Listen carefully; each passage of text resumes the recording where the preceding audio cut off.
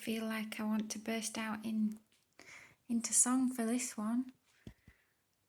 You know the song I'm on about, but I'll spare you.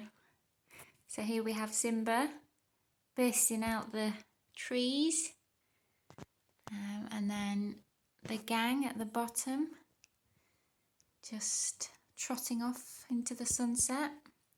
So I've used edible wafer paper to make these leaves, and then I've printed the gang off at the bottom using edible images and just cut round those and stuck them on, because I mean I have hand painted the tree on and other darker shaded areas, but I'm not fantastic at at freehand drawing, so I didn't quite trust myself with Puma and the gang.